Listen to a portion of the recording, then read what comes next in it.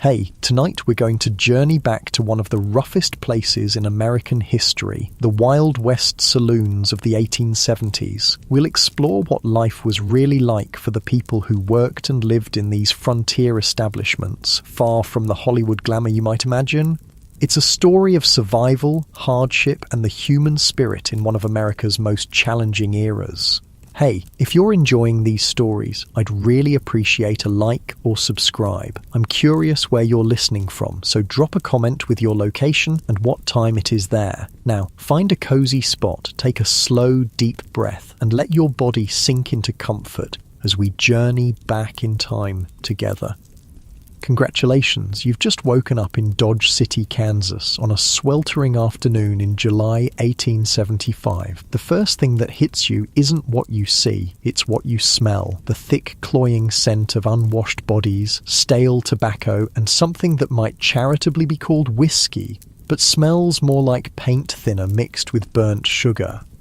Your eyes water slightly as the aroma fills your nostrils and you realize you're standing just outside the canvas flaps of what folks around here call a saloon.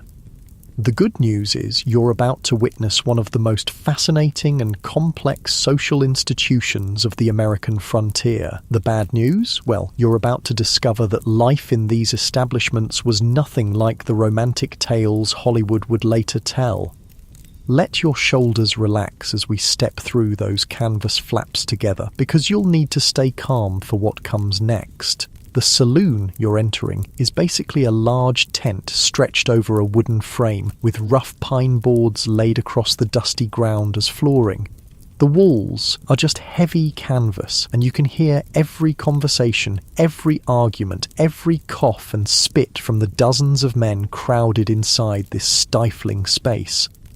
Your feet sink slightly into the soft dirt that's managed to work its way up between the floorboards, and you can feel the grit between your teeth already. That's just how it is out here, where the wind never stops blowing dust across these endless Kansas plains. The air inside is thick and oppressive, heated by the July sun bearing down on the canvas roof and warmed further by the press of so many unwashed bodies. Take a moment to let your eyes adjust to the dim interior, because there's a lot to take in. Along one side of the tent, someone has constructed what passes for a bar, rough-hewn planks laid across wooden barrels with a few bottles of various shapes and colours arranged behind it. There's no mirror, no polished mahogany, no gleaming brass rail for men to rest their boots on. Just pine boards, sticky with spilled liquor and marked with countless knife cuts and burn scars from cigars.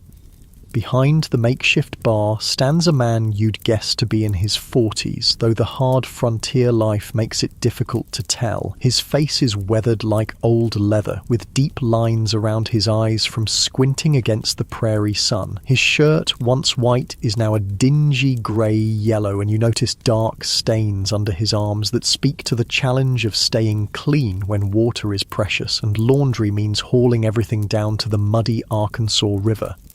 He's wiping glasses with a rag that's seen better decades, and as you watch, you realise that same rag is used to wipe the bar, clean up spills, and occasionally mop the sweat from his brow. The concept of sanitation, you quickly understand, is more of a luxury than a necessity in this time and place. When several men share the same glass throughout the evening, and that bar rag serves multiple purposes, germs spread as easily as gossip.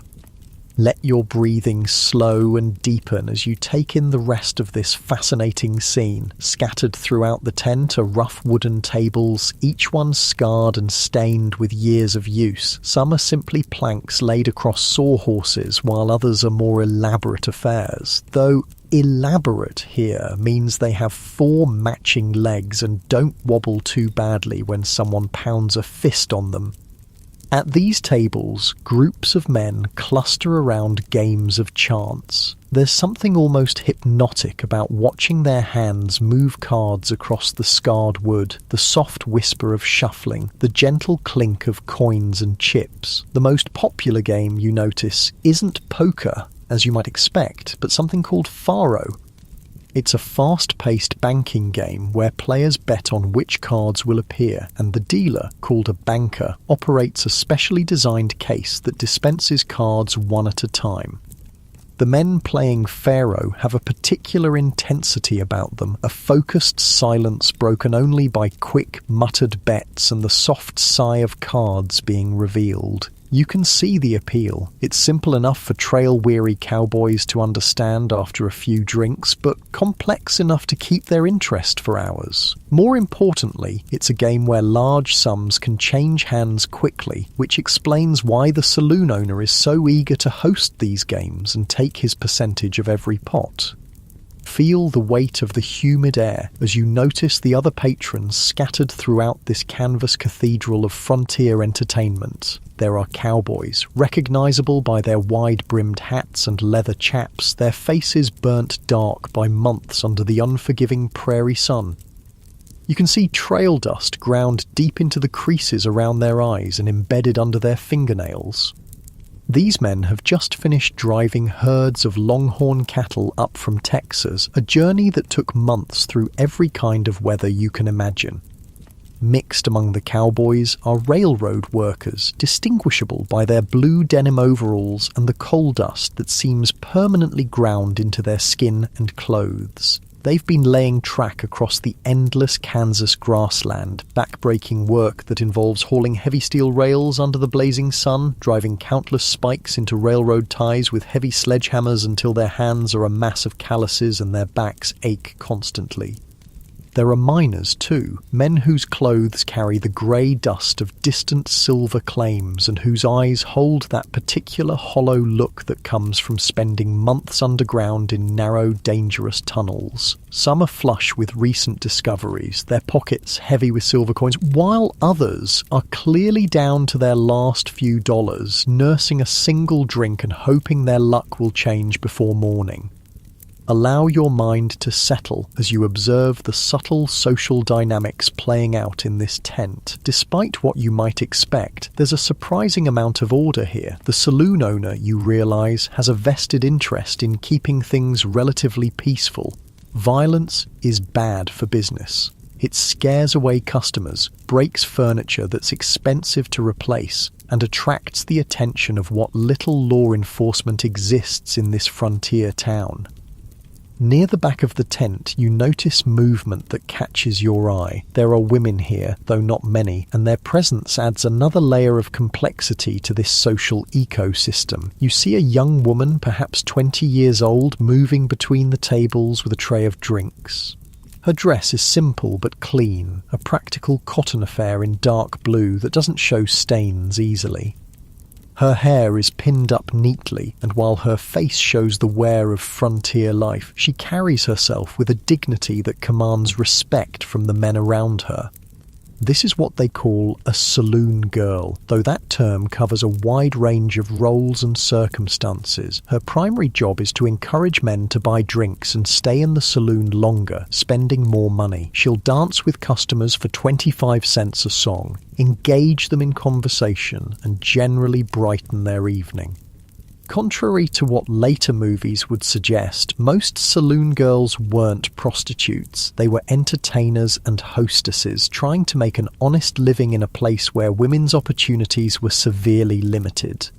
As you watch her work, you begin to understand the delicate balance she must maintain. She needs to be friendly enough to encourage spending, but not so friendly as to create expectations she can't or won't fulfill. She must navigate the often drunken advances of lonely men who haven't seen a woman in months while maintaining her safety and dignity.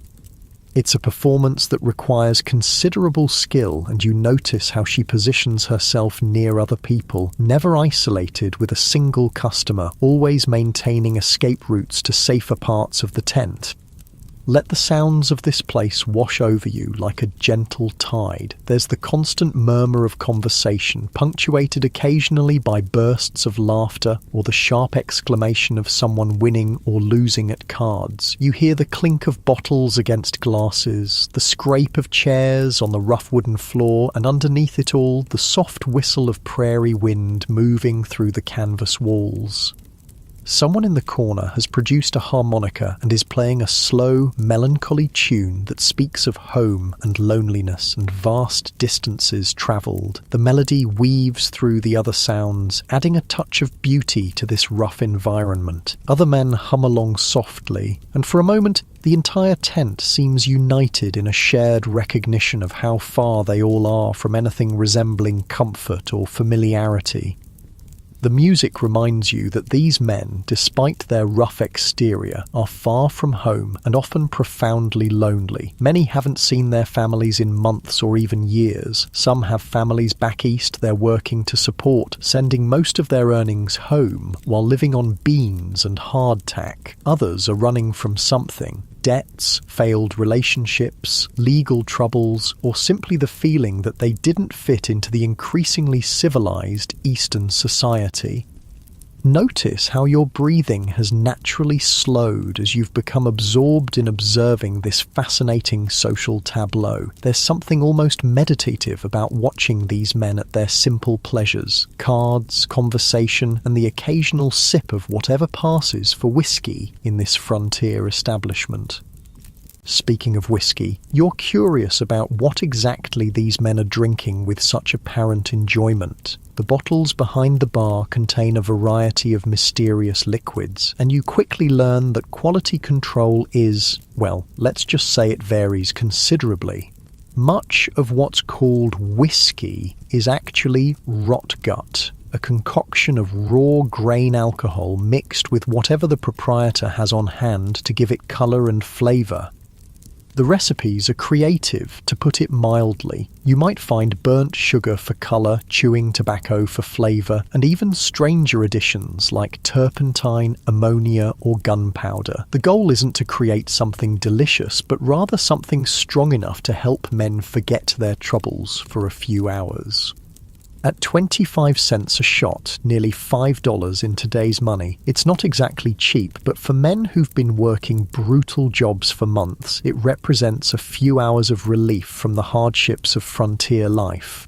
The beer is warm, of course, since refrigeration won't reach most of these frontier towns for another decade or more. It's stored at whatever temperature the tent happens to be, which on this July afternoon means it's roughly the same temperature as bath water. But the men don't seem to mind. Cold beer is a luxury they've learned to live without, along with so many other comforts that folks back east take for granted. As evening approaches and the sun begins to sink toward the western horizon, the atmosphere in the tent subtly shifts. The day's heat is finally beginning to ease, and a gentle breeze starts to move through the canvas walls, carrying with it the scents of prairie grass and distant wood smoke. Men who've been nursing single drinks all afternoon begin to order second rounds, and the conversation becomes more animated as the alcohol and the cooling air combine to lift spirits. Feel your body settling deeper into relaxation as you watch the simple ritual of men unwinding after hard days of labour. There's something timeless and somehow comforting about it, the universal human need for companionship, for a place to belong, for a few hours of pleasure after long days of toil. Despite the harsh conditions and rough circumstances, you can see genuine friendship and camaraderie developing among these frontier travellers. The saloon girl continues her graceful dance between tables, her tray somehow always balanced perfectly despite the uneven floor and the occasionally unsteady customer. You notice how the men treat her with a mixture of respect and protective concern. While there are certainly those who try to take liberties, the majority seem to understand that she's working hard to make an honest living and deserves to be treated accordingly. As the sun disappears completely and someone lights a few kerosene lanterns around the tent, the golden light creates dancing shadows on the canvas walls. The harsh edges of the day seem to soften, and even this rough frontier establishment takes on a certain warm intimacy. Men's voices drop to quieter tones, and the harmonica player switches to even gentler melodies that seem designed to ease the soul rather than energize the spirit.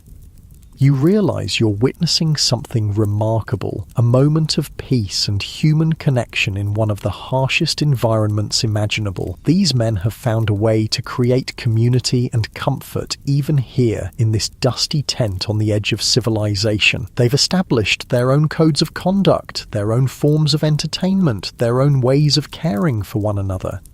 As you prepare to rest and let these images settle in your mind, take a moment to appreciate the resilience of the human spirit. Despite facing challenges that would seem overwhelming to most of us today, isolation, physical hardship, uncertain futures, and very real dangers, these frontier people found ways to create joy, friendship, and meaning in their lives.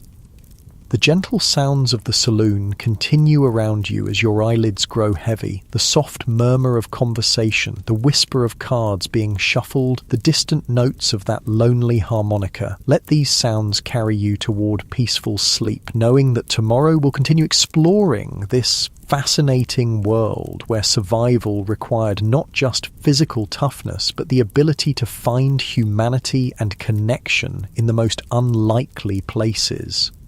As the night deepens and the kerosene lanterns cast their warm, flickering glow across the canvas walls, you begin to notice details that escaped your attention in the bright afternoon light. The saloon girl you've been watching, let's call her Mary, though her real name might be something entirely different, as many women in her position adopted new identities when they came west, moves with a practiced efficiency that speaks of months, perhaps years, of navigating this challenging world. You notice how she never quite turns her back on any customer, always positioning herself where she can see the entire room. Her dress, while clean, shows signs of careful mending. A small patch near the hem where someone's spur caught the fabric, tiny stitches around a tear that might have come from a grabbing hand she had to escape. These aren't just clothes, you realise, they're armour of sorts, designed to be practical, durable, and easily cleaned when the inevitable spills and mishaps occur. The good news is that Mary seems to have earned the respect of the regular customers, who nod politely when she approaches their tables and make room for her to set down their drinks without crowding her. The bad news becomes apparent when you notice how carefully she watches the door, alert for strangers whose intentions and temperament she hasn't yet learned to read. Let your shoulders settle as you observe the delicate dance of frontier hospitality that Mary performs dozens of times each evening. When she approaches a table of cowboys fresh off the trail, she keeps her tone light and friendly, but maintains what you might call a professional distance. "Evening, gentlemen," she might say, her voice carrying just far enough to be heard over the general conversation. "Can I bring you another round, or perhaps something to eat? We've got beans and hardtack, or if you're feeling prosperous, there's bacon to go with it." The cowboys, their faces still bearing the dust and sunburn of weeks on the trail, respond with a mixture of eagerness and awkward politeness that tells you everything about how long it's been since they've had a conversation with a woman. They stumble over their words, suddenly conscious of their rough appearance and rougher language. "Yes, ma'am," one might reply, removing his hat and smoothing his hair with fingers that shake slightly from either nerves or too much rot-gut whiskey. "That sounds real fine, ma'am. Real fine indeed." You begin to understand that Mary's job involves much more than simply serving drinks. She's part entertainer, part therapist, part social director for men who've been isolated from normal human society for months at a time. She listens to stories about home, about families left behind, about dreams of striking it rich and returning east with enough money to buy a farm or start a business. She nods sympathetically when cowboys describe the challenges of the trail. River crossings where they lost cattle, thunderstorms that scattered the herd, the constant worry about Indian raids or rustlers. But you also notice the toll this emotional labour takes on her. Between tables, when she thinks no one is watching, her professional smile fades for just a moment, and you can see the exhaustion in her eyes. She's been on her feet since mid-afternoon, and it's now well past 9 o'clock. Her feet hurt. You can tell by the way she shifts her weight when she stands still for more than a few seconds. The constant need to be charming and attentive, to make every customer feel special and welcome, requires a kind of emotional energy that must be absolutely draining. Take a slow, deep breath as you notice the other women working in this tent saloon, because Mary isn't alone in this challenging profession. Near the back of the tent, partly hidden by shadows, you see an older woman, perhaps 35, which makes her practically elderly by frontier standards. Her name might be Kate, and she's what folks politely call a soiled dove, though you quickly learn that these euphemisms cover a harsh reality. Kate represents the other side of women's work in frontier saloons, the side that proper society prefers not to acknowledge, but that serves a very real need in these overwhelmingly male communities. She's a prostitute, though that word is rarely spoken aloud in polite company. Instead, people refer to sporting women, or ladies of the line, or painted ladies, as if prettier language could somehow soften the harsh realities of her profession. The good news is that Kate appears to be working independently, which gives her more control over her customers and her earnings than women who work for madams in more formal brothels. The bad news is that independence also means she has less protection when things go wrong, and in this business, things go wrong with disturbing frequency.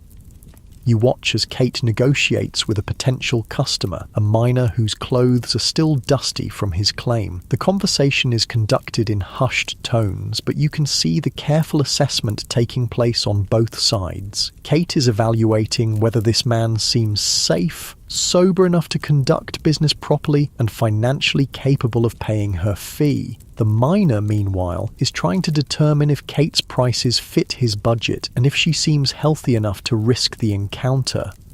This health question isn't trivial. Sexually transmitted diseases are rampant on the frontier, where medical care is virtually non-existent and prevention methods are primitive at best. Syphilis, in particular, stalks these communities like a silent plague. In the final stages, it attacks the brain, leading to madness and death. Many death certificates of the era list cancer of the brain as the cause of death, but knowledgeable people understand this as a discrete reference to advanced syphilis. Feel your breathing slow as you contemplate the incredible risks these women face simply to survive in this harsh environment. For many, like Kate, prostitution isn't a choice made from a position of strength, but rather the only option available when other means of survival have been exhausted. Some are widows whose husbands died in mining accidents or were killed by Indians. Others were abandoned by men who promised to marry them, leaving them ruined in the eyes of respectable society and unable to find other work. The economics of Kate's situation are brutally simple. She might charge anywhere from $1 to $5 per encounter, depending on the customer's apparent wealth and the level of service requested. That sounds like good money. A cowboy might earn $30 a month, so $5 represents significant purchasing power. But Kate has to split her earnings with the saloon owner, who provides her with a small room in the back of the tent where she can conduct business. She also has to pay for her own food, clothing, and the various tonics and patent medicines she hopes might protect her from disease or prevent unwanted pregnancy. More importantly, Kate's earning potential has a strict expiration date. The combination of hard living, exposure to disease, and the physical toll of her profession means that most women in her situation have only a few years before age, and declining health force them into less lucrative circumstances. The lucky ones might save enough money to retire or marry a customer who's willing to overlook their past. The unlucky ones often end up in what are called cribs, tiny one-room shacks on the outskirts of town where older or less attractive prostitutes serve the poorest customers for whatever they can get. Let your mind settle on the small kindnesses that make life bearable in this harsh environment. You notice that Mary and Kate treat each other with mutual respect and support, despite the social stratification that technically separates saloon girls from prostitutes. When Kate finishes with a customer and emerges looking shaken or upset, Mary finds a moment to check on her quietly, perhaps bringing her a cup of coffee or simply offering a sympathetic word. This solidarity among the women is crucial for survival because the dangers they face are very real. Violence against women is disturbingly common on the frontier, where the usual social constraints that protect women in more civilized areas simply don't exist. Law enforcement is minimal. Dodge City might have one sheriff and a deputy to maintain order over thousands of transient workers and travelers. Courts are rare, and when they do exist, they're often more concerned with property crimes than violence against women, especially women whose virtue is already considered compromised. You witness a small but telling incident when a drunk cowboy becomes too aggressive with Mary, grabbing her arm when she tries to move away from his table. Before she can react, two other customers, men she's apparently served before, stand up and suggest firmly that the cowboy release her and apologize. The tension in the tent spikes for a moment, hands moving instinctively toward weapons, but the drunk cowboy's friends pull him back down to his seat and mumble apologies to Mary. This intervention isn't motivated by chivalry so much as pragmatism. The regular customers understand that the saloon girls are what make this establishment more pleasant than a simple drinking tent, and they have a vested interest in protecting them. A saloon that gets a reputation for allowing its women to be mistreated will find that the women leave for better situations, and customers will follow them to more hospitable establishments. But not all situations resolve so peacefully. You learn through whispered conversations about women who simply disappeared one day, presumably victims of violence they couldn't escape. Others committed suicide when the combined pressures of their situation became unbearable. The frontier newspapers occasionally report these tragedies, though often in veiled language that protects the sensibilities of more respectable readers.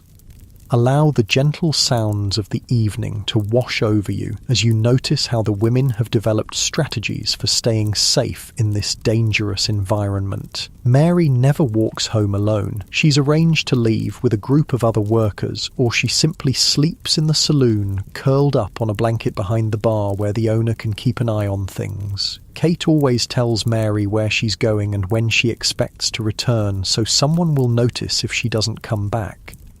They also maintain what you might call an informal intelligence network, sharing information about which customers are safe and which ones to avoid. A cowboy who got too rough with a woman in one saloon will find that word of his behaviour has somehow spread to other establishments, making it difficult for him to find female companionship anywhere in town.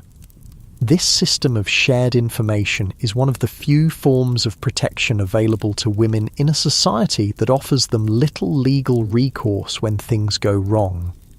The hygiene challenges these women face would be overwhelming by modern standards. Bathing is a luxury that requires hauling water from the river, heating it over a fire, and finding a private space where they won't be disturbed. Most saloon girls manage a full bath perhaps once a week, and daily washing is limited to whatever they can accomplish with a basin of water and a cloth.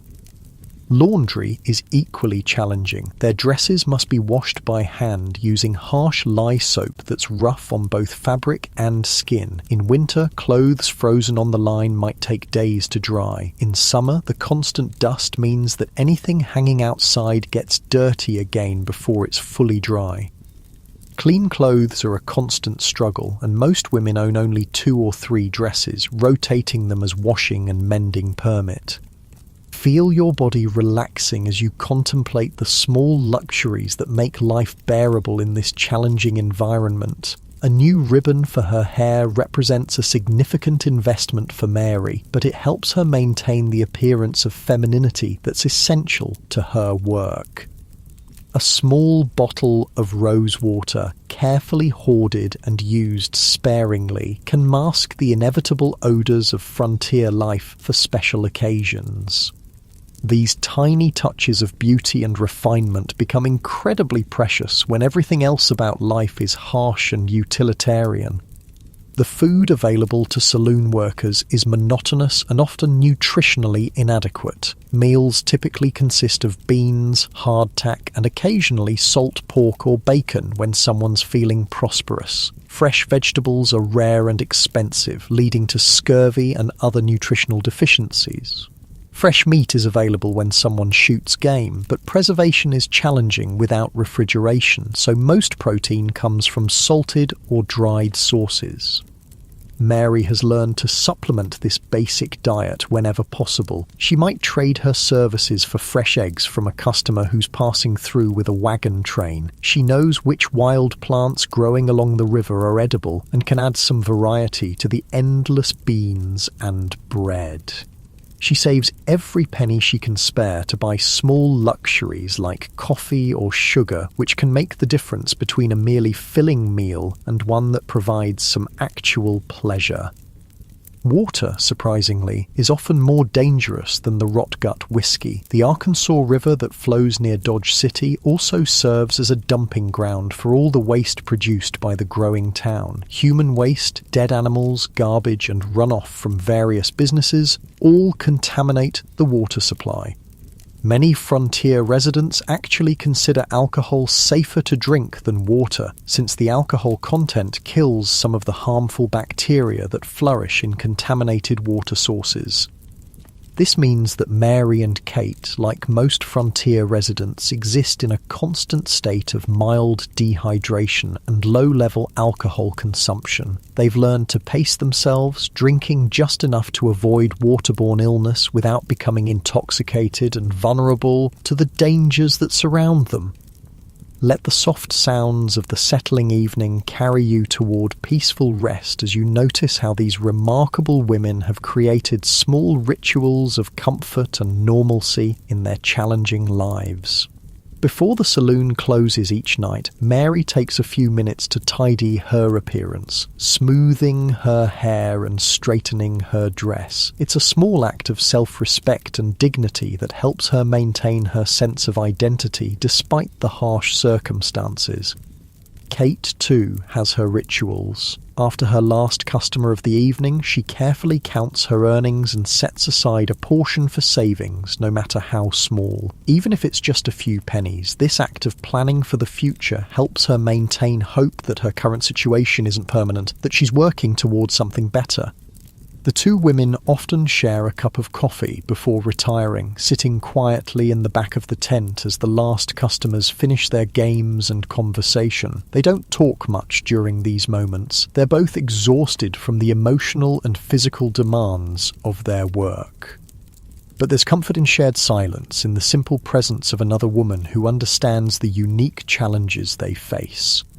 As the kerosene lanterns begin to burn low and the tent gradually empties of customers, you can feel the day's tension slowly ebbing away. The harsh realities of frontier life remain, but for this moment there's peace. Mary and Kate have survived another day, earned enough money to eat tomorrow, and avoided the worst of the dangers that constantly threaten their safety and well-being. The gentle sounds of the Kansas night begin to filter through the canvas walls, the distant lowing of cattle in the holding pens outside town, the soft whisper of prairie wind through the grass, the occasional call of a night bird. These natural sounds provide a soothing counterpoint to the human dramas that play out within the tent, reminding you that beyond this small island of civilization, the vast frontier continues under the same stars that have watched over countless generations of human struggle and survival. Close your eyes and let these peaceful sounds carry you toward rest, knowing that tomorrow we'll continue exploring this fascinating world where ordinary people found extraordinary ways to create meaning, community, and hope in one of the most challenging environments imaginable. The morning sun rises over Dodge City like a hammer striking an anvil, bringing with it the promise of another day where fortunes can be won or lost in the space between one heartbeat and the next. You wake to find yourself still in that canvas tent saloon, but now the scene is entirely different from the relatively peaceful evening you witnessed before. The air is thick with tension that you can almost taste, sharp and metallic like the moment before a thunderstorm breaks. At the faro table in the centre of the tent, a game has been running continuously since yesterday afternoon, and the men clustered around it have the hollow-eyed, desperate look of people who've pushed far beyond the point of rational decision-making. Take a slow, steady breath as you observe this fascinating and dangerous theatre of human behaviour. Faro, you quickly learn, is a game that can destroy a man's life in minutes. Unlike poker, which requires skill and psychology, Faro is essentially a betting game where players wager on which cards will appear from the dealer's specially designed case. It's fast, it's simple to understand even when you're drunk, and it can consume vast sums of money with terrifying speed.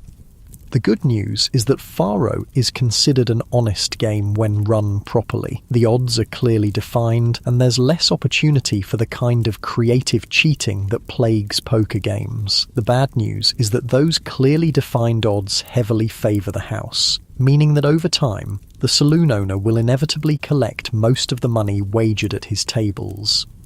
But it's not the mathematics of the game that creates the electric tension in the air this morning. It's the accusation of cheating that's been hanging over the table like a storm cloud for the past hour. A young cowboy named Jake, his face flushed with alcohol and desperation, has been steadily losing his trail wages to what appears to be an impossibly unlucky streak. His initial stake of $30, a full month's pay, has dwindled to less than $5, and his bets have become increasingly erratic as panic sets in. You can see the exact moment when Jake's fraying nerves finally snap. "That case is crooked," he shouts, pointing an accusing finger at the ornate wooden box from which the dealer has been dispensing cards. "Ain't no way I can lose 17 hands in a row honest."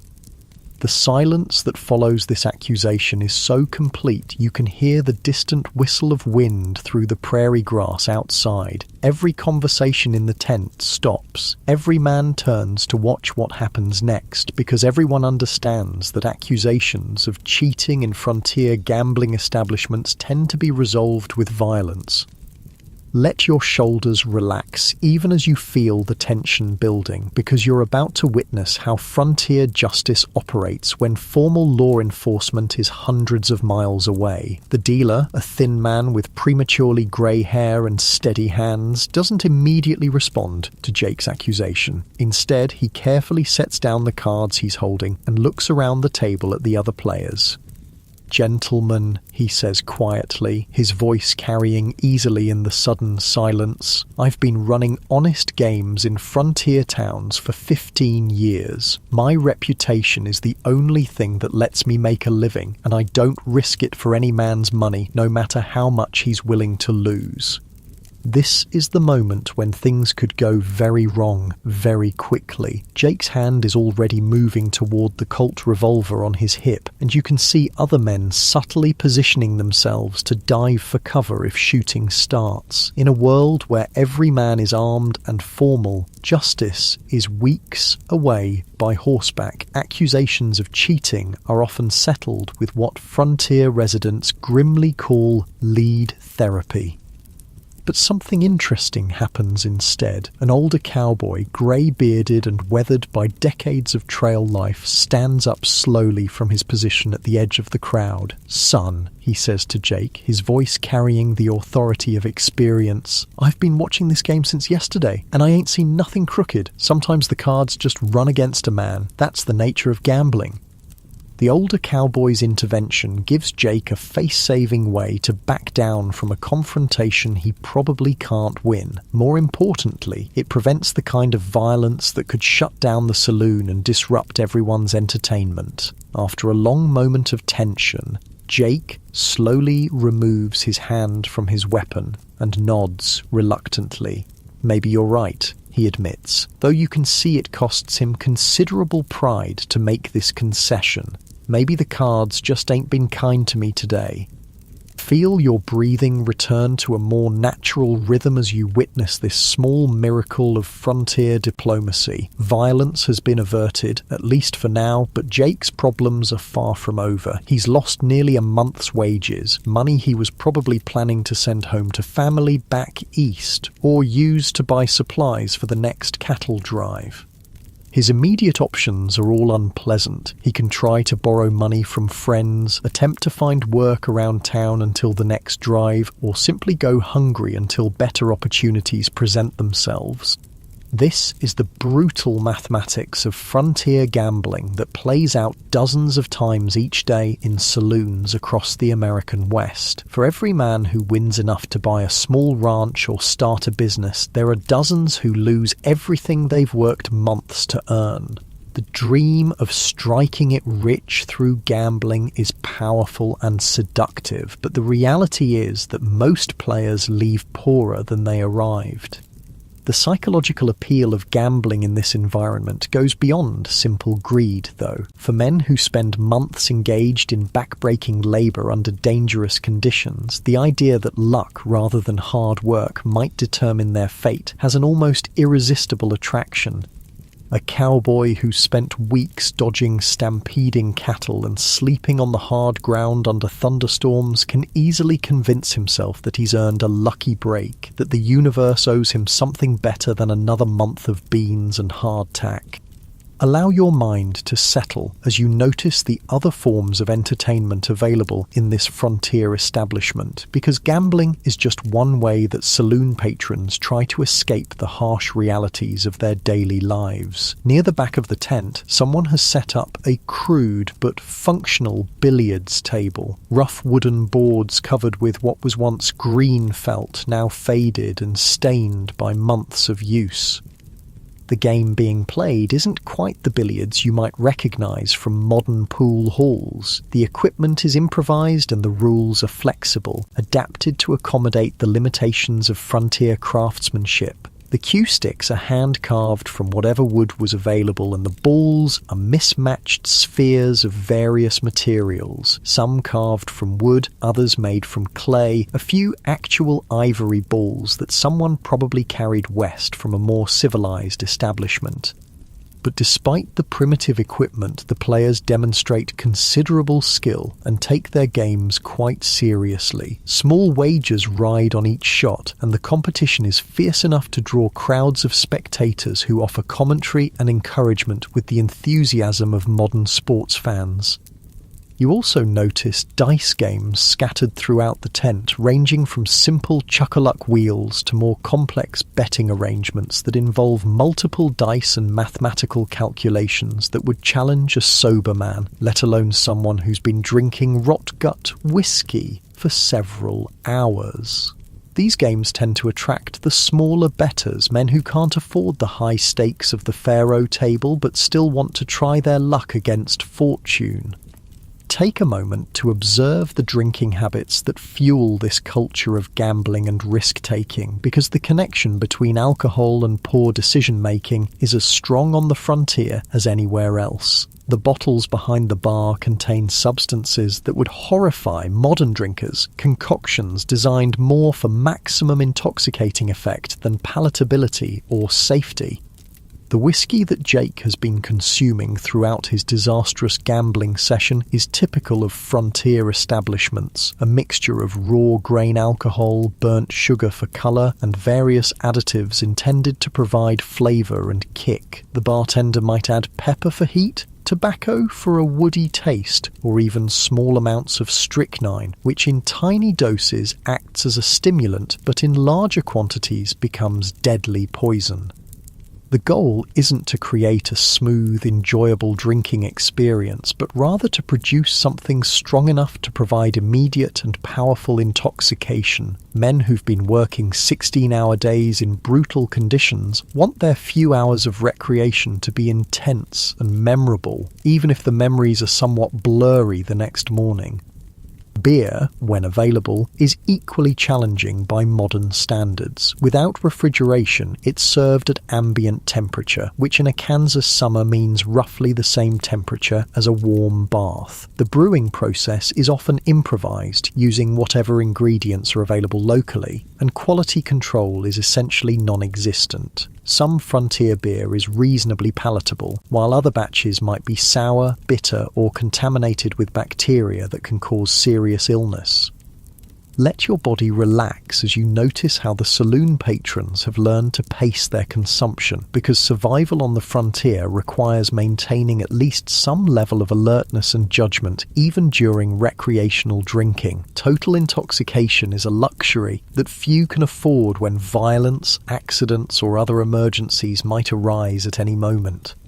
Most experienced drinkers nurse their whiskey slowly, making a single shot last for an hour or more while they engage in conversation or games. They've learned through hard experience that getting too drunk too quickly can lead to disastrous decisions, gambling away money they can't afford to lose, picking fights with men they can't beat, or simply becoming vulnerable to robbery or assault.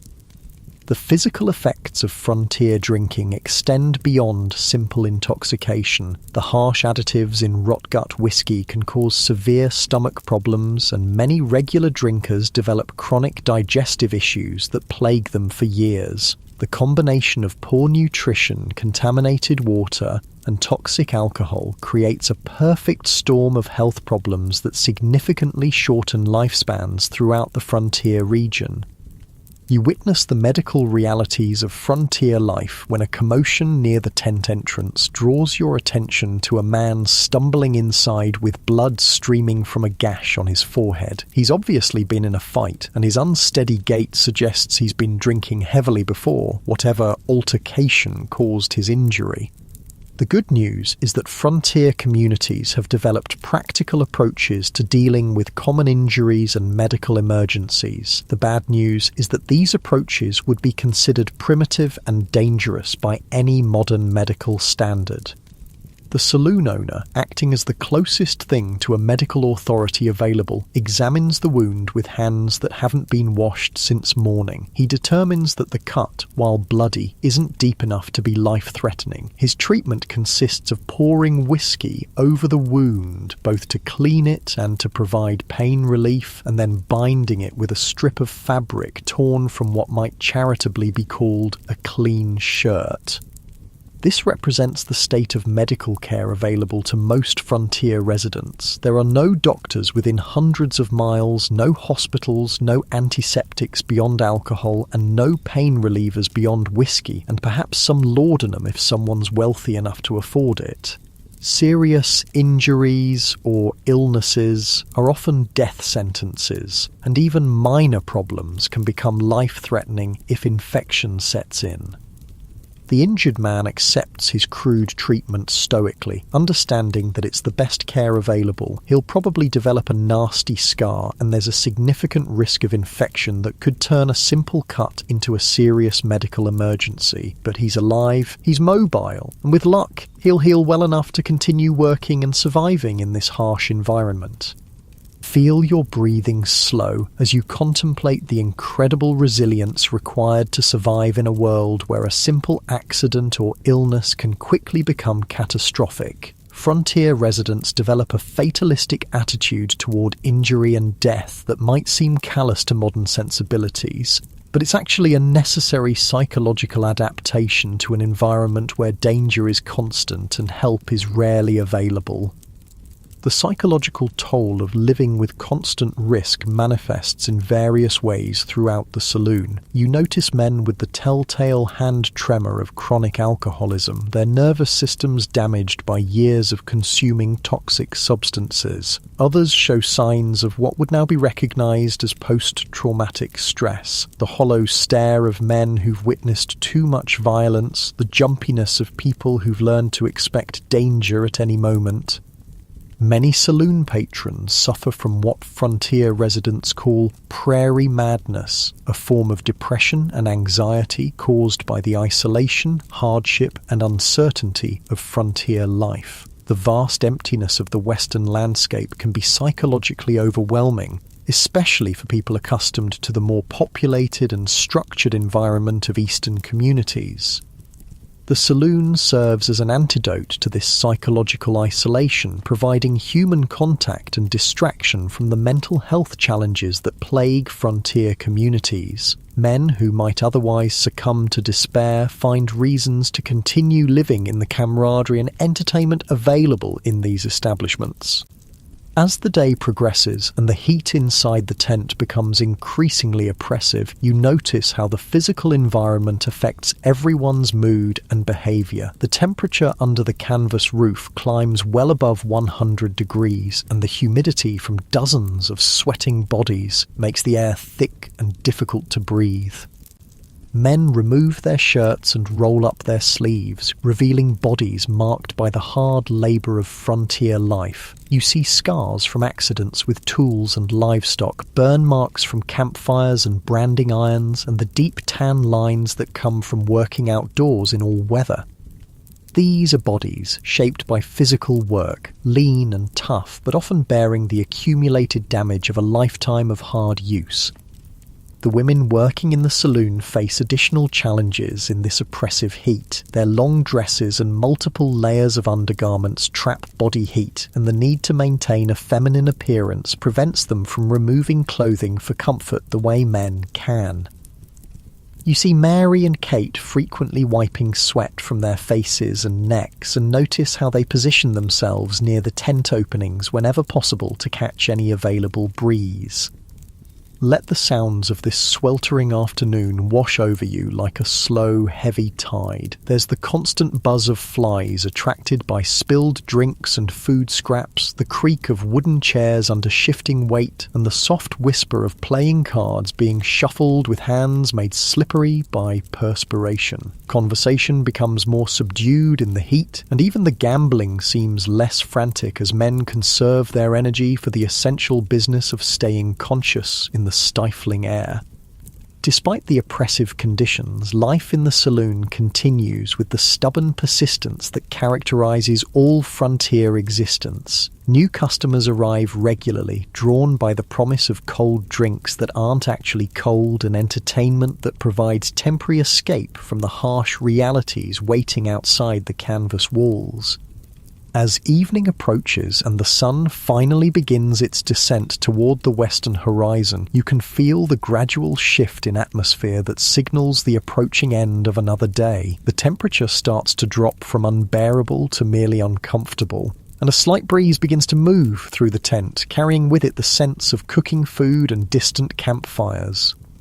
The injured man from earlier in the day has found a place to sit in the corner, his bandaged head serving as a visible reminder of how quickly things can go wrong in this environment. But he's alert and seems to be recovering well, and his presence adds to the sense of community that makes these rough establishments more than simple drinking halls. Close your eyes and let the gentle evening sounds carry you toward peaceful rest. The soft murmur of tired conversations, the occasional clink of coins on wooden tables, and underneath it all the eternal whisper of prairie wind moving through grass that stretches endlessly toward horizons that promise both opportunity and danger in equal measure. As autumn settles over Dodge City like a gentle, worn blanket, you find yourself witnessing the intricate web of economic relationships that keeps this frontier establishment alive through the changing seasons. The canvas walls of the saloon now ripple in the cooler October wind, and you can feel the subtle shift in atmosphere that comes when the brutal heat of summer finally releases its grip on the Kansas plains. The good news is that the approaching winter brings relief from the oppressive temperatures that made summer life nearly unbearable inside the tent. The bad news becomes apparent as you notice how many familiar faces have already disappeared, headed south with the last cattle drives of the season, or moving on to winter jobs in warmer climates where work might still be available. Let your breathing slow and deepen as you observe how dramatically the saloon's clientele changes with the seasons, because these establishments exist at the mercy of economic cycles as unpredictable as prairie weather during the peak cattle season from spring through early fall. Money flows through these tents like water through a broken dam. Cowboys flush with trail wages, railroad workers with steady paychecks, and successful miners with pockets full of silver create a temporary prosperity that can make saloon owners wealthy almost overnight. But winter tells a different story entirely. You watch as the saloon owner, a shrewd man named Thompson, whose weathered face reflects decades of frontier business experience, carefully counts the evening's receipts with the worried expression of someone who knows that lean months lie ahead.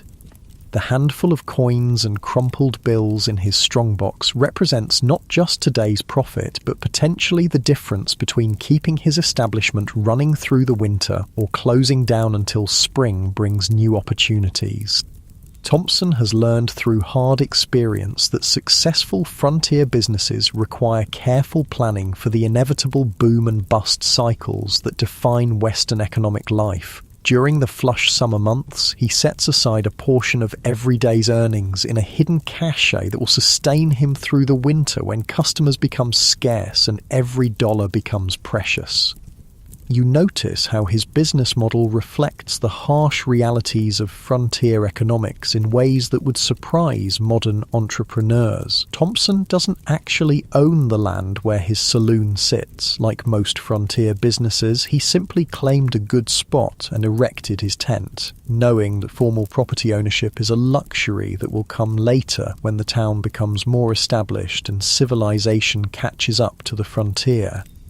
His inventory is a study in frontier pragmatism. The bottles behind the bar contain mostly locally produced spirits of questionable quality because shipping real whiskey from established distilleries back east costs more than most customers are willing or able to pay. Thompson has learned to mix his own rot gut using grain alcohol purchased from farmers who've set up crude stills, adding his own blend of flavorings and additives to create something that provides the desired intoxicating effect at a price his customers can afford. Feel your shoulders relaxing as you contemplate the surprisingly complex supply chains that keep frontier establishments stocked with necessities. The playing cards scattered across the gaming tables arrived via wagon train from Kansas City, along with the few bottles of genuine Eastern whiskey that Thompson reserves for his wealthiest customers.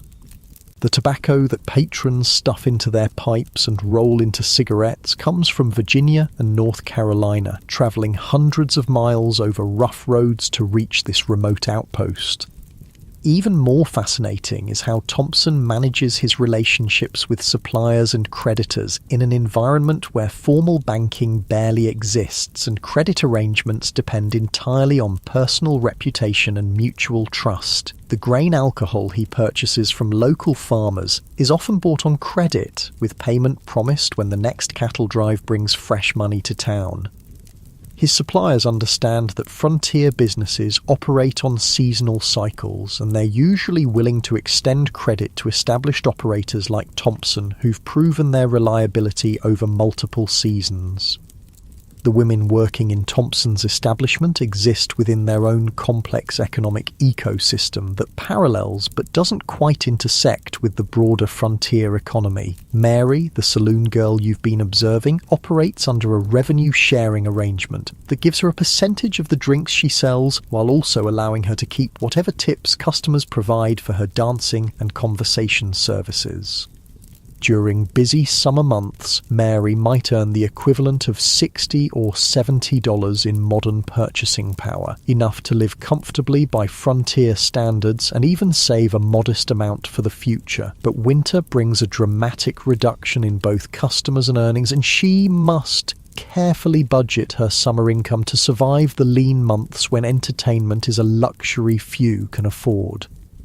Mary has developed a secondary income stream that demonstrates the entrepreneurial spirit necessary for frontier survival. She's learned to read and write, skills that are surprisingly rare among both men and women in these communities, and she supplements her saloon earnings by writing letters for illiterate customers who want to communicate with family back east. For 25 cents, she'll compose a letter describing the writer's adventures and current circumstances, adding the kind of personal touches and emotional expression that transform simple news into meaningful communication. Allow your mind to settle on the fascinating social hierarchies that exist even within these rough frontier establishments, because despite the democratic atmosphere of shared hardship, clear distinctions of class and status influence every interaction you witness. At the top of the local social structure sits Thompson himself, whose ownership of a successful business and reputation for fair dealing give him considerable influence in community affairs. Just below Thompson are what might be called the respectable customers, successful ranchers, prosperous merchants, and skilled professionals like the town's blacksmith or carpenter. These men typically have steady incomes, established reputations, and the kind of social standing that commands respect even in the egalitarian atmosphere of the frontier. They often receive better service, preferred seating at gaming tables, and first access to any luxury items that arrive in town. The middle tier consists of working cowboys, railroad employees, and successful miners, men who have steady work and regular income but lack the accumulated wealth or social connections of the upper tier. They form the bulk of the saloon's customer base and represent the solid foundation of Thompson's business model. At the bottom of the hierarchy are the drifters, failed miners, and men down on their luck who frequent the saloon when they have money but often survive on the edges of the community when they don't. These men might work odd jobs around town, sleep in the stable behind the saloon, or simply disappear when their resources run out and they move on to try their luck elsewhere. The women working in the establishment exist largely outside this male-dominated hierarchy, though they've developed their own informal status system based on age, appearance, earning potential, and length of time in the community. Mary, as a popular saloon girl with regular customers and a reputation for honesty, commands more respect and better treatment than newer arrivals or women whose circumstances have forced them into less desirable situations. Take a slow, peaceful breath as you observe how money actually flows through this frontier establishment, because the financial relationships are far more complex than simple cash transactions. Thompson operates what amounts to an informal banking system for his customers, extending credit to reliable patrons during lean periods and accepting various forms of payment beyond simple currency. A cowboy short of cash might trade his saddle or pistol for drinking money, with Thompson holding the items as collateral until the debt is repaid. Miners sometimes pay with small amounts of raw silver or gold, which Thompson then trades to travelling merchants for goods and supplies. Farmers might settle their tabs with grain, vegetables, or other food products that Thompson can use to feed his workers or resell to other customers. This barter economy reflects the chronic shortage of actual currency that plagues most frontier communities. Banks are rare, and those that exist are often hundreds of miles away in larger cities. Most business transactions involve some combination of cash, credit, and trade goods, creating a complex web of mutual obligation and trust that binds the community together. The seasonal rhythms that govern frontier life become particularly apparent as winter approaches and you watch Thompson prepare his establishment for the challenging months ahead. The tent that provided adequate shelter during the warmer months must now be reinforced against wind, snow, and freezing temperatures that can drop well below zero on the Kansas plains. Thompson and his workers spend October adding extra layers of canvas to the walls, installing a larger wood-burning stove for heat, and stockpiling fuel for the long winter ahead. The crude wooden floor is covered with whatever rugs, blankets, or animal hides can be obtained to provide insulation against the frozen ground. More challenging is the problem of maintaining inventory when supply routes become unreliable due to winter weather. Thompson must stockpile enough alcohol, tobacco, food and other necessities to last through months when wagon trains can't get through and local suppliers may be unable to deliver goods. This requires both significant capital investment and accurate prediction of winter demand. Guess wrong, and he might run out of essential supplies or tie up too much money in inventory that won't sell. Feel your body settling into deeper relaxation as you notice how the approaching winter affects the behavior and relationships of everyone in the saloon. There's a sense of drawing together for mutual support that becomes more pronounced as the weather turns colder and the community becomes more isolated from the outside world. Regular customers begin spending more time in the saloon, not just for entertainment, but for warmth and companionship during the long, dark winter evenings. Men who might have worked outdoors all day during summer months now gather around the stove to play cards, tell stories, and simply enjoy the company of other people during the psychological challenges of winter isolation. Mary and Kate, the women working in the establishment, face their own seasonal adjustments. The elaborate dresses that were practical during warm weather must now be supplemented with whatever warm clothing they can obtain or improvise. More challenging is the psychological adjustment to months of reduced income and fewer customers, creating financial stress that compounds the natural depression that comes with shortened days and limited sunlight. The social dynamics of the saloon also shift during winter months as the temporary population of seasonal workers disappears and only the permanent residents remain. This creates a more intimate, family-like atmosphere where everyone knows everyone else's business, and long-term relationships become more important than the casual interactions that characterize the busy summer season. You observe fascinating examples of frontier cooperation as community members work together to ensure everyone's survival through the challenging winter months. Thompson allows men who can't pay for rooms to sleep in the saloon in exchange for work maintaining the establishment, splitting firewood, or helping with other necessary tasks. Mary organises informal communal meals where everyone contributes whatever food they can obtain, creating hearty stews and soups that provide both nutrition and social connection. These arrangements reflect the fundamental frontier understanding that individual survival often depends on community cooperation. The harsh environment doesn't allow for the kind of social Darwinism that might operate in more forgiving climates. When survival is uncertain for everyone, mutual aid becomes not just morally appropriate but practically necessary.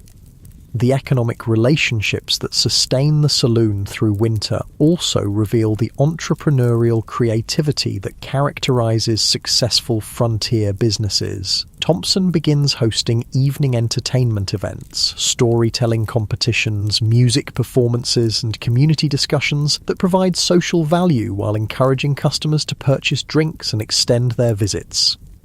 He also develops what would now be called seasonal product offerings, selling hot toddies and warm drinks that provide both alcohol and heating value during cold evenings. His kitchen begins offering hearty winter meals designed to appeal to men who've been working outdoors in freezing weather and want substantial warming food rather than the light snacks that were popular during summer.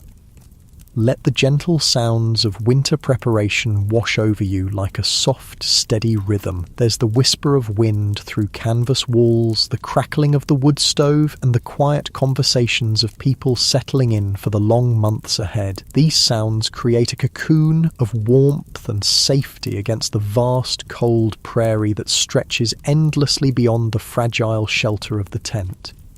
The psychological comfort provided by the saloon becomes even more valuable during winter months when the isolation and hardship of frontier life can drive people to despair or madness. The warm light from kerosene lanterns, the companionship of familiar faces, and the simple pleasure of conversation and games provide crucial mental health support for a community that has no other forms of entertainment or social services.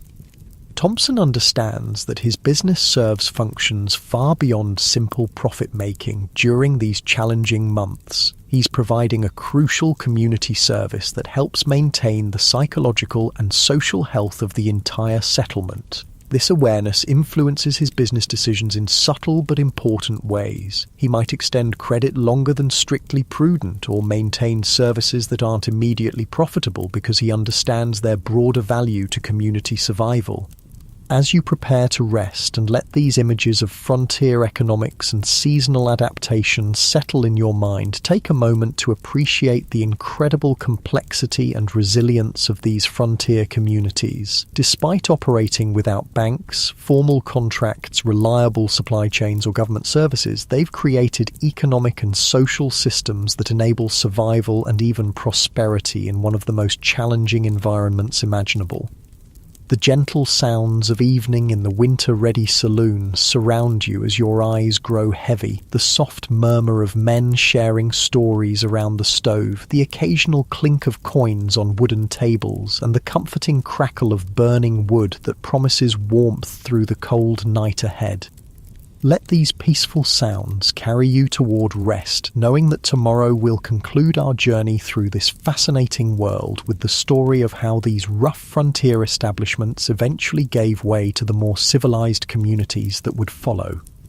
The spring of 1885 arrives in Dodge City with the distant whistle of the Atchison, Topeka, and Santa Fe Railway, a sound that carries across the prairie like the voice of the future calling to a world that's about to change forever. You wake to find yourself still in Thompson's saloon, but everything feels different now, charged with the electricity of transformation that comes when one era ends and another begins. The good news is that the railroad brings unprecedented prosperity, connecting this remote frontier outpost to markets and civilization in ways that seemed impossible just a few years ago. The bad news becomes clear as you realize that this same railroad will ultimately spell the end for establishments like Thompson's Tent Saloon and the rough democratic culture they represented. Let your shoulders settle as you observe the dramatic changes already visible throughout Dodge City. Where once there were scattered tents and hastily constructed wooden buildings, you now see the foundations being laid for substantial brick and stone structures. The Santa Fe Railroad has established a major depot here, and with it comes a flood of new residents, new businesses, and new expectations about what a proper community should look like. Thompson stands outside his canvas establishment, watching a crew of workers laying the foundation for what will become the Dodge House, a 3-story hotel that will offer luxuries previously unimaginable in this frontier town. Private rooms with actual beds, dining rooms with tablecloths and silverware, and parlours where respectable ladies can socialise without fear of encountering the rough characters who frequent establishments like his saloon. You can see the worry in Thompson's weathered face as he contemplates his future in this rapidly changing environment. The tent that served him well for over a decade now looks shabby and temporary compared to the substantial buildings rising around it. The city fathers, mostly successful merchants and railroad officials, have begun talking about cleaning up Dodge City's image to attract the kind of respectable families and businesses that will ensure continued growth and prosperity. These conversations about respectability carry ominous implications for Thompson's business model. The very qualities that made his saloon successful, its democratic atmosphere, its tolerance for rough behaviour, its willingness to serve anyone with money regardless of their social standing, are increasingly seen as obstacles to the kind of progress that civic leaders envision for their community. Feel your breathing slow and deepen as you witness Thompson making one of the most difficult decisions of his life. Rather than fight against the tide of change, he's chosen to adapt, using his accumulated savings to purchase a lot on the newly platted Front Street, where he'll construct a proper wooden building to house his establishment. It's a massive financial gamble that will consume most of his carefully hoarded resources, but he understands that businesses which fail to adapt to changing circumstances simply disappear. The new Long Branch Saloon for Thompson has decided to adopt the name of the most famous drinking establishment in Dodge City, represents a dramatic evolution from its humble tent origins. The wooden building features a proper plank floor, plastered walls, and large windows that let in natural light during the day. Behind the bar, Thompson has installed an ornate mirror imported from Kansas City, along with shelves lined with bottles of genuine Eastern whiskey that arrived via railroad rather than wagon train. But even as Thompson adapts his business to meet changing expectations, you can sense that deeper transformations are undermining the very foundations of frontier saloon culture. The steady stream of seasonal workers who formed the core of his customer base is beginning to diminish as the cattle industry itself evolves. The great cattle drives that brought thousands of cowboys through Dodge City each summer are becoming less frequent as railroads extend into Texas, allowing ranchers to ship their herds directly to market without the long, dangerous trail drives that once defined Western commerce. The mining booms that sent prospectors streaming through frontier towns are also reaching their natural conclusions as the easily accessible deposits of gold and silver are exhausted. Many boom towns that supported dozens of saloons just a few years ago are now virtually deserted. Their populations moved on to seek opportunities elsewhere or returned east to more stable employment. Allow your mind to settle on the personal stories of transformation and adaptation that play out within these broader historical changes. Mary, the saloon girl you've watched navigate the challenges of frontier life, faces particularly difficult choices as the nature of her work evolves along with the community around her. The respectability movement that's transforming Dodge City views women like Mary with increasing suspicion and disapproval. The tolerant attitude towards saloon girls that characterized the early frontier, when any woman brave enough to work in such establishments was grudgingly respected for her courage and independence, is giving way to more conventional Victorian moral standards that classify all women associated with saloons as fallen and disreputable. Mary responds to these changing circumstances with the same practical intelligence that sustained her through years of frontier hardship. She saved enough money to open a small boarding house that will cater to the railroad workers and travelling salesmen who represent Dodge City's new economic foundation. It's respectable work that will allow her to maintain her independence while avoiding the social stigma increasingly attached to saloon employment. But the transition isn't easy. Mary's new boarding house requires skills and knowledge quite different from those she developed as a saloon girl. She must learn to manage multiple employees, maintain detailed financial records, and navigate the complex social expectations that govern relationships between respectable businesses and their customers. Most challenging of all, she must reinvent her public persona, transforming herself from Mary the saloon girl into Mrs. Mary Wilson, respectable proprietress and pillar of the community. Kate, the older woman whose circumstances forced her into prostitution, faces even more difficult challenges as frontier society becomes more conventional and judgmental. The informal tolerance that allowed women in her situation to work openly in saloons disappears as civic leaders attempt to create a community that will attract respectable families. Kate and women like her are increasingly pushed into hidden underground establishments or forced to leave town entirely in search of communities that still tolerate their presence. Some, like Kate, simply disappear from the historical record, whether they found new opportunities elsewhere, married customers willing to overlook their past, or succumbed to the violence and disease that constantly threatened women in their profession, we'll never know.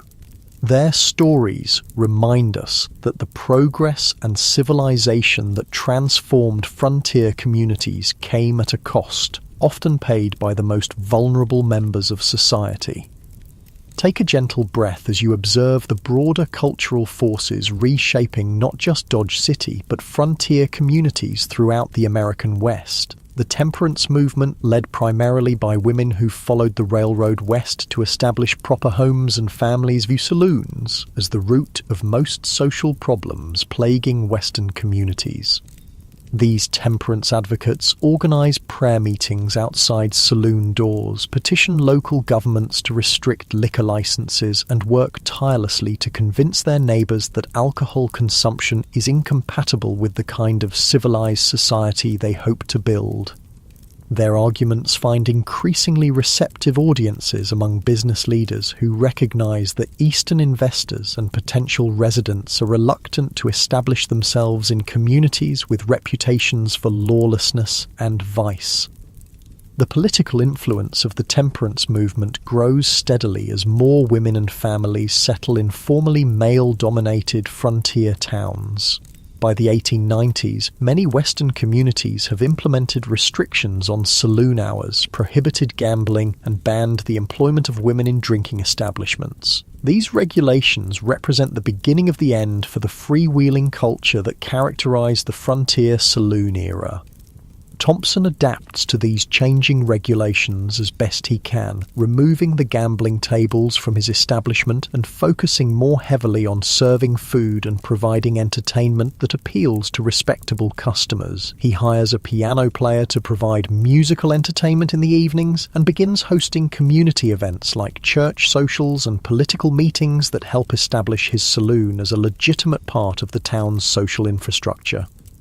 But these adaptations can't fully address the fundamental changes occurring in American society's relationship with alcohol and public recreation. The Progressive Era brings new ideas about social improvement and moral reform that view traditional saloon culture as a relic of a more primitive time that must be eliminated for society to advance. Feel your body relaxing as you witness the gradual but inexorable transformation of frontier saloons from rough democratic gathering places into more regulated conventional establishments. By the 1890s, many Western saloons look remarkably similar to their Eastern counterparts. Formal bars with polished brass fixtures, elaborate decorations, and strict rules about behavior and dress that would have seemed absurd to the cowboys and miners who frequented these establishments during their early days. The new saloons serve higher quality alcohol at higher prices to customers with steadier incomes and more conventional expectations about service and atmosphere. The gambling that once formed a central part of saloon culture is either eliminated entirely or relegated to hidden back rooms where it can be conducted away from the disapproving eyes of respectable society. Most significantly, women are increasingly excluded from these establishments altogether. The saloon girls who once provided entertainment and companionship for lonely frontier workers are replaced by male bartenders and servers, while the prostitutes who worked in or around saloons are driven into separate, segregated districts where their activities can be contained and controlled. This exclusion of women represents a fundamental shift in the social function of saloons, where they once served as inclusive community centres where all members of frontier society could gather regardless of their social standing or personal circumstances. They now become exclusively male spaces that reinforce rather than challenge conventional social hierarchies. Allow the peaceful sounds of a summer evening in 1895 to wash over you as you observe Thompson, now in his 60s, reflecting on the dramatic changes that have transformed both his business and his community over the past 2 decades. His Long Branch Saloon is now a substantial establishment that serves quality food and drink to railroad workers, travelling salesmen, and local businessmen in an atmosphere of relative respectability and order.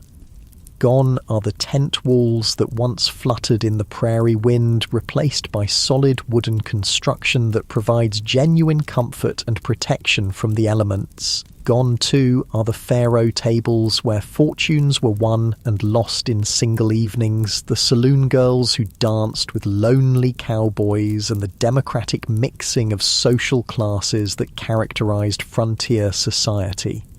Thompson has achieved a level of financial security and social respectability that would have seemed impossible during his early days as a tent saloon operator. His establishment is profitable, his reputation is solid, and his position in the community is secure. But there's a note of melancholy in his demeanour as he contemplates what's been lost in the process of gaining so much. The sense of adventure, possibility, and genuine equality that characterized frontier saloon culture has largely disappeared, replaced by the more predictable but also more constrained patterns of conventional society.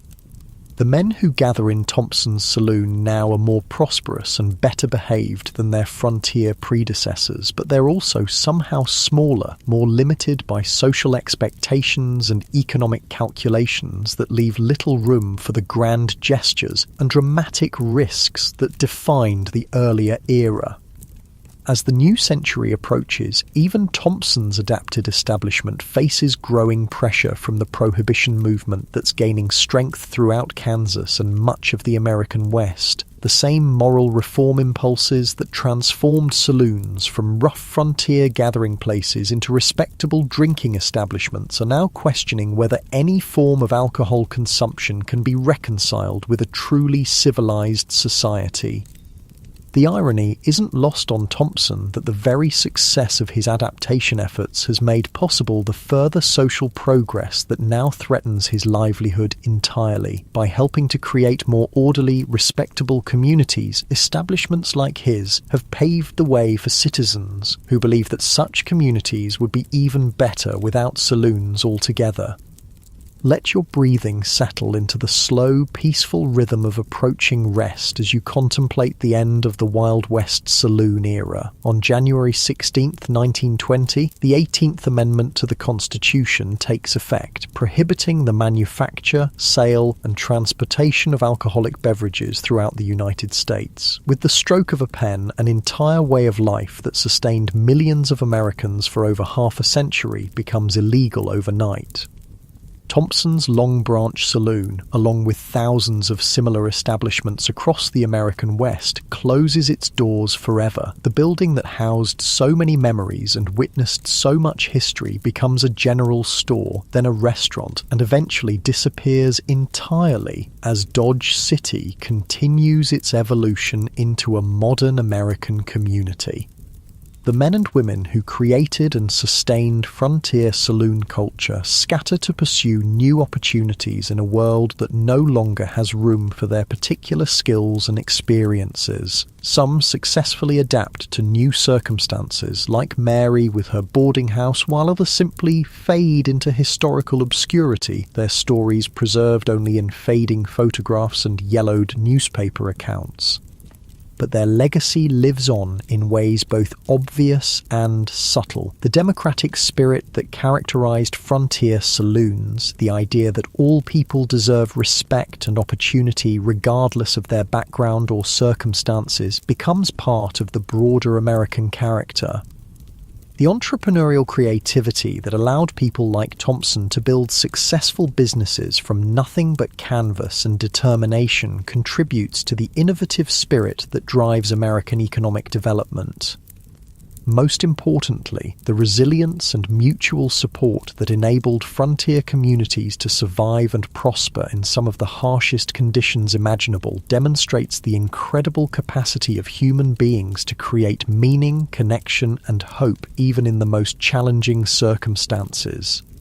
As you rest and let these final images settle in your mind, take a moment to consider what the story of Wild West saloons tells us about our own times. Like those frontier communities, we face rapid technological and social changes that transform our world in ways we can barely understand, let alone control. We struggle with questions about how to balance individual freedom with community responsibility, how to preserve what's valuable from the past while embracing necessary progress, and how to maintain human connection and dignity in an increasingly complex and impersonal world. The people who gathered in Thompson's tent saloon more than a century ago were ordinary human beings facing extraordinary challenges with courage, creativity, and an unshakable belief in their ability to build something better from whatever materials they had at hand. Their story reminds us that every generation must find its own way to create community, meaning, and hope, and that the human capacity for adaptation and survival is far greater than we sometimes imagine. The gentle sounds of history settling into memory surround you now. The whisper of prairie wind through canvas walls that no longer exist. The soft murmur of conversations in languages and dialects long forgotten. The distant whistle of trains that once carried dreamers and adventurers toward horizons bright with possibility.